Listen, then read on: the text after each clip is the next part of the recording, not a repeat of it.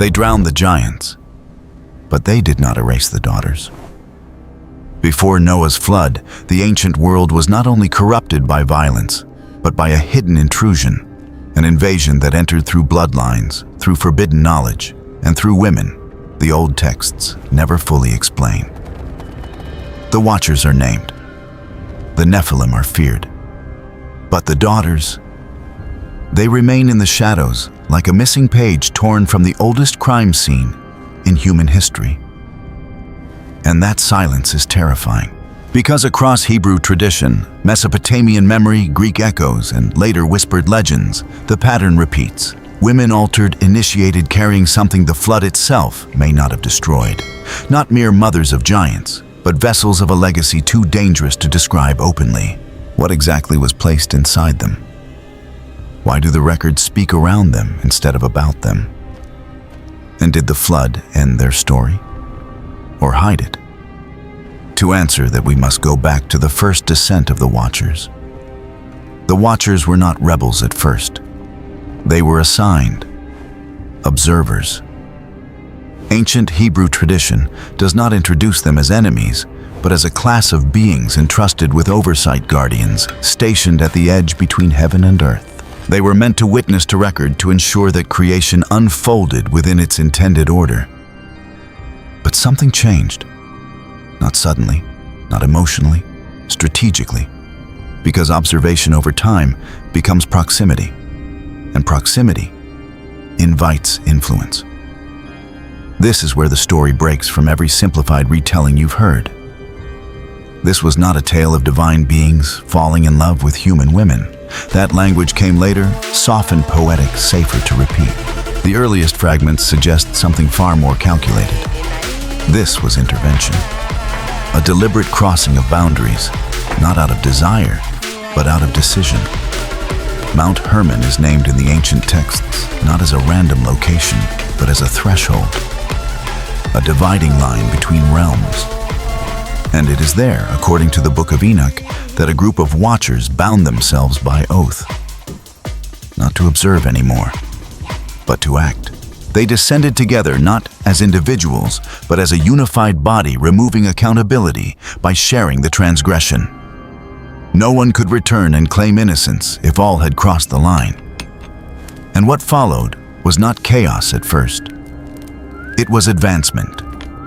They taught humanity things. It had not yet developed metallurgy, the shaping of earth into tools and weapons, the ability to alter the physical world.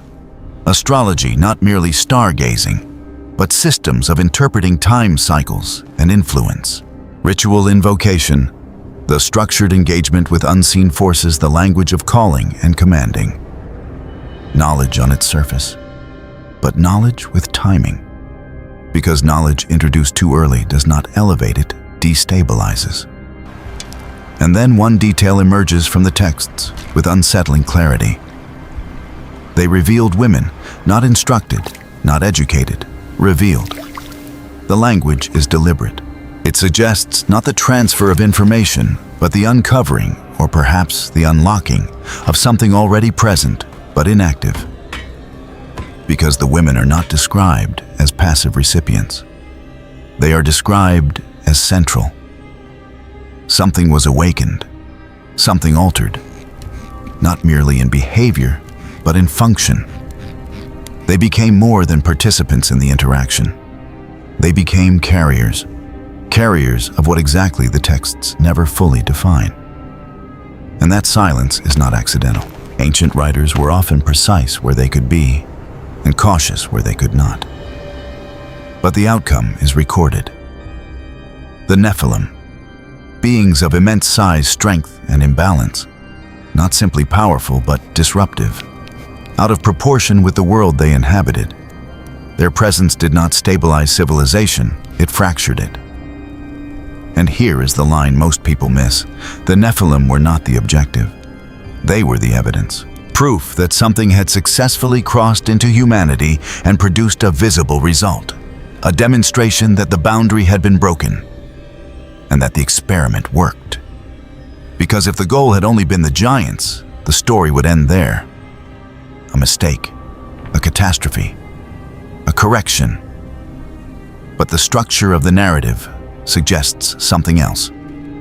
The giants drew attention, but the process that created them remained embedded. And that is why the ancient texts linger on the corruption of the earth, not just the presence of the Nephilim. Violence increased, disorder spread, knowledge detached from wisdom. Humanity accelerated beyond its moral capacity to contain what it had been given. It was not just the world that changed. Human nature itself began to shift. And the most mysterious part of that shift was not found in the giants walking across the land. It was found in those who carried the change forward quietly without spectacle. The daughters. If something in this part feels incomplete, it should.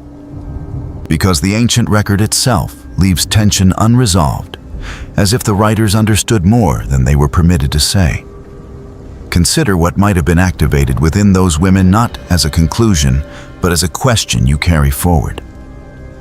Because what happened next was not a continuation. It was a judgment, and the flood that followed was meant to end everything. The flood destroyed bodies, but ancient texts suggest it did not erase everything. When Genesis tells the story, it moves with terrible simplicity. The earth was corrupt violence, covered the ground, and the deep broke open under divine judgment. The fountains of the great abyss burst forth, the windows of heaven were opened, and the world that had been defiled was washed in water. But the older traditions surrounding that event speak with a different kind of fear. They do not describe the flood as the neat ending of a monstrous chapter. They describe it as a cleansing so vast that it left behind a silence, and inside that silence, something unresolved. In the Book of Enoch, the spirits of the Nephilim do not vanish with their bodies. They remain, disembodied, restless, cut off from heaven, cut off from earth, neither fully dead nor fully at peace. This is one of the most unsettling ideas in all early Jewish apocalyptic thought, that the flood judged the visible corruption, but the invisible consequences lingered. The giants fell, their presence ended, but their aftermath drifted on like smoke after a city has already burned. And yet, even here there is an anomaly more haunting than the spirits themselves. The texts track the giants. They describe their violence, their appetite, their destruction, and their end. They follow the watchers into judgment. They name the chains, the abyss, the sentence. But when it comes to the women, the daughters through whom the line emerged, the record grows strangely thin. Their fate is not narrated with the same precision. Their bodies are not singled out.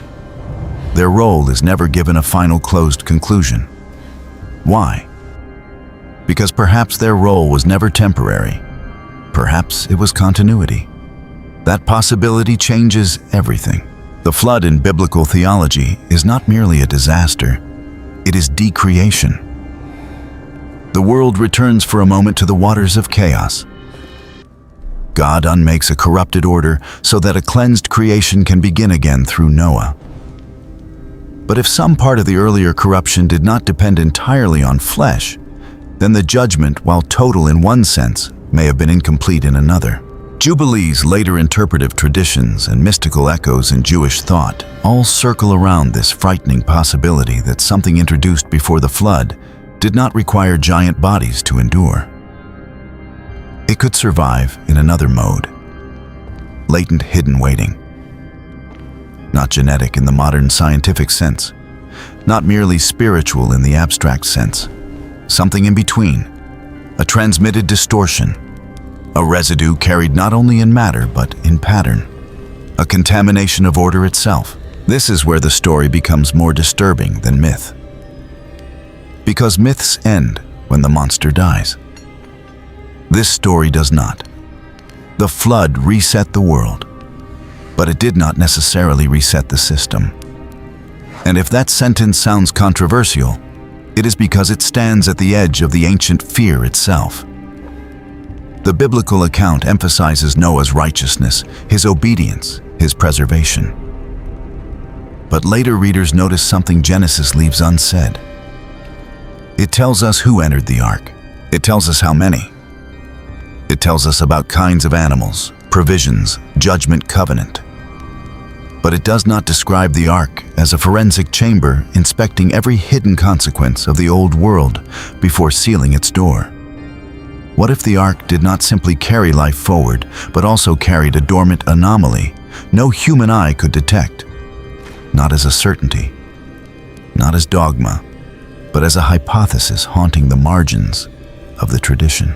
This would explain why post-flood history still feels stalked by echoes. Why giant traditions reappear. Why ancient laws become severe around sorcery mixture, defilement, and forbidden contact. Why the memory of corruption survives in scattered civilizations that should have forgotten. It would mean the flood ended an outbreak, but not the possibility of recurrence. It would mean judgment interrupted the line without fully erasing the conditions that birthed it. And suddenly, the daughters are no longer a footnote to pre-flood chaos. They become the missing hinge between two worlds, the world that drowned and the world that rose from the waters, thinking it was new. If Chapter 1 showed us the breach, Chapter 2 leaves us with a more frightening thought that the breach may have outlived the judgment. And if that is true, then the next step is unavoidable. We must leave the ark behind and follow the evidence into the nations, where 4 civilizations remember the same shadow under different names. Different continents, different languages, different empires rising and falling under different skies. And yet the pattern returns with unnerving consistency, as if humanity kept remembering the same buried event, but only in fragments, only through masks, only after the names had changed. Start in Greece, where memory often survives. As beauty corrupted into terror, Medusa is remembered as a monster, but that is not how the older shape of the story begins. She is transformed, not created. She becomes a being whose very presence alters the human condition. To look at her is not merely to see a creature. It is to lose agency, to be fixed, frozen, immobilized. And that detail matters, because this is not brute force. It is power over perception. The horror is not only in what she is, but in what she does to those who encounter her. Something similar appears in the sirens. They do not conquer by the sword. They call, and men surrender their judgment. Again, the pattern emerges: female figures linked not merely to seduction, but to altered consciousness, to influence that bypasses reason and enters the will itself. Now move east into Mesopotamia, where some of the oldest surviving human records whisper of night-associated female entities feared around childbirth infancy thresholds and the vulnerable spaces between life and death. Here, the memory is not preserved as heroic myth, but as ritual concern. Protective amulets are made. Incantations are spoken. Names are avoided or invoked with caution. This is not entertainment. It is containment. The ancient world did not merely tell stories about such beings. It built practices around them as though something more than folklore had to be managed. That is one of the most chilling clues in comparative evidence. Myths can be enjoyed, but ritualized fear belongs to something a culture believes might actually intrude upon lived reality. Then we return to Hebrew tradition, where the pattern becomes more theological and more dangerous. Lilith in later Jewish lore is not simply a dark female figure. She becomes a symbol of untamed independence, of separation from sacred order of feminine presence, detached from covenantal structure. Her development across texts is complex, and scholars rightly debate how much belongs to scripture, how much to folklore, and how much to later mystical expansion. But that very complexity is revealing. She becomes the vessel into which a civilization pours its anxiety about corrupted femininity, illicit union, wandering spirits, and reproductive threat. In some controversial interpretive streams, she is linked to hybrid traditions and post-Edenic disorder. Not because the sources state it simply, but because memory, when censored, often returns encoded in character rather than doctrine. And then centuries later in medieval Europe, the pattern mutates again. Now the women are not described as monsters or spirits, but as human beings accused of possessing impossible knowledge. They know herbs, they know cycles, they know the stars. They speak of invisible influences, of presences, of powers, of things the village priest cannot measure and the magistrate cannot control. And so, fear hardens into accusation. Thousands are condemned, not because they are stupid, wild, or visibly monstrous, but because they are perceived as having access to a dangerous continuity of knowledge. This is where the question becomes unavoidable. What if some of these women were feared not because they learned forbidden things, but because cultures believed they carried an old inheritance, an intuition, a pattern recognition, a memory of knowledge that seemed older than the civilization around them? That possibility does not prove the ancient theory, but it explains the persistence of the pattern. 4 civilizations, no shared creed, no single archive, no coordinated conspiracy across centuries. Yet all preserve some version of women whose relationship to knowledge, nature, fertility, voice, influence, or unseen power is marked as abnormal, potent, and dangerous. In Greece, the memory becomes mythic transformation. In Mesopotamia, it becomes ritual defense. In Hebrew tradition, it becomes theological warning.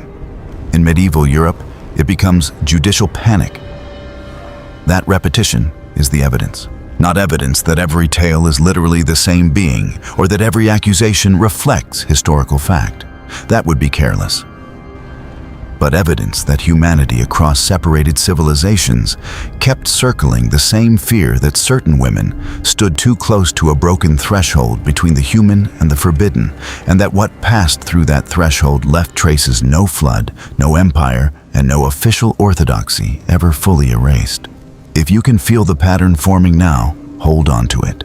Because in the next part, we move beyond the echoes and confront the most disturbing question of all. If this legacy survived, by what mechanism did it remain hidden, and what exactly was passed down? This is where the story becomes dangerous. Because once you admit that something may have survived the flood, the next question becomes unavoidable. How does a corruption outlive judgment without remaining visible? How does a legacy persist when its most obvious form has already been destroyed? Not through normal inheritance alone. Not in the simple language of fathers and sons, mothers and daughters, bloodline charts, and tribal memory. The older traditions suggest something more elusive, something we might cautiously describe as latent transmission. A residue that can pass forward without always announcing itself. A pattern that remains dormant, hidden beneath ordinary history until the right conditions draw it back to the surface. That idea is unsettling precisely because it is not sensational. It is quiet. It does not require every generation to produce giants or spectacles. It requires only the possibility that a distortion can sleep, that it can move silently through households, clans, and civilizations, leaving no obvious sign until knowledge, ritual, or crisis awakens what had been buried. And that is where the scattered texts begin to converge. Ancient literature does not describe this mechanism in modern biological terms, and we should not force it to do so. But it does preserve a logic of activation. Certain things do not merely exist, they are stirred. Certain powers are not always present at the surface. They emerge when summoned, when aligned, when remembered. Jubilee's later Jewish mystical interpretation and the ritual anxieties of the ancient Near East all circle around this same principle. Hidden corruption is not always constant in expression. Sometimes it waits for atmosphere. Sometimes it waits for permission. Sometimes it waits for contact with the wrong kind of knowledge. That is why the old prohibitions begin to look different when read together. What if ancient warnings about sorcery, divination, illicit ritual, and forbidden consultation with unseen powers were not only moral boundaries, but protective ones?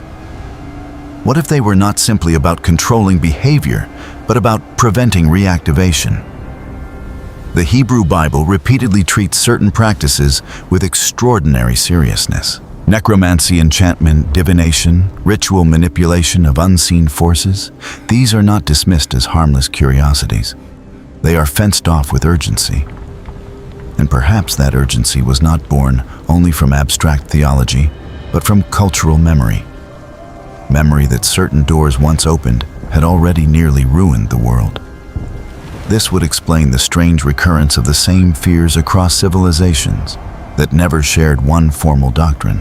It would explain why stories of giants return after the flood like aftershocks, why women associated with forbidden insight become objects of dread, why societies create harsh laws around ritual specialists, and why knowledge itself is sometimes portrayed not as enlightenment, but as exposure. Not all knowledge is condemned in Scripture. Wisdom is praised. Understanding is sacred.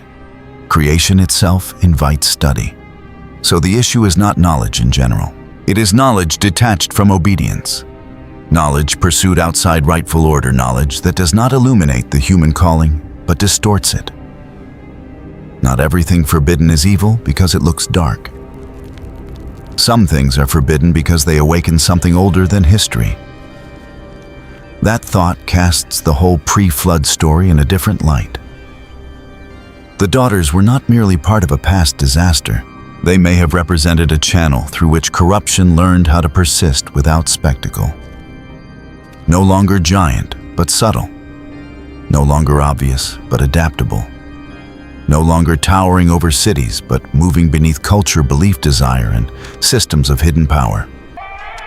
If that mechanism is even partly true, then the final question is no longer whether the legacy survived. The final question is identity. Under all the different names history has given it, what exactly are we looking at? And in the next part, the fragments finally converge into one terrifying possibility. Medusa, sirens, Lilith, witches, different languages, different centuries, different worlds of imagination, law, and fear. And yet, as the evidence converges, the pattern becomes too deliberate to ignore. None of these figures are identical. Greek myth is not the same as Jewish demonology. Medieval accusations are not the same as ancient Near Eastern ritual texts. History must be handled carefully, or mystery becomes distortion. But careful comparison does not weaken the case. It sharpens it. Because what these traditions preserve is not one identical character moving unchanged through time. What they preserve is a category of memory. Women associated with altered knowledge. Women linked to thresholds, seduction, fertility, hidden power, or contact with forces beyond ordinary human boundaries. Women feared not merely for what they did, but for what they seemed to embody. Again and again, the feminine figure stands at the fault line between the human world and a prior corruption. And that brings us to the final identification.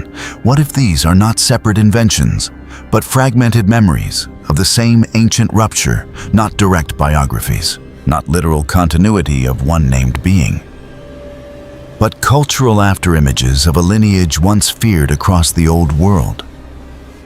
A lineage the earliest apocalyptic traditions imply, but never fully map.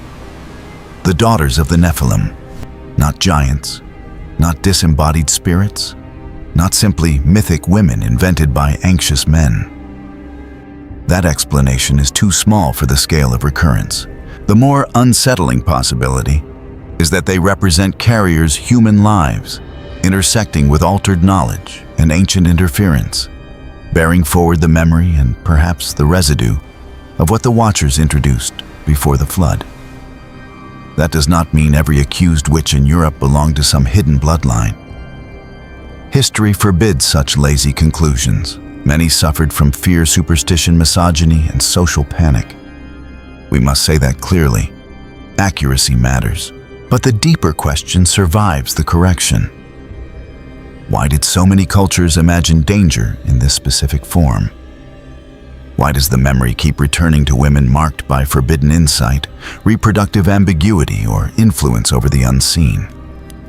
Why this pattern and not another? Because the flood ended the giants, but it may have preserved the lineage. That sentence lands with force because it reverses the story most viewers expect.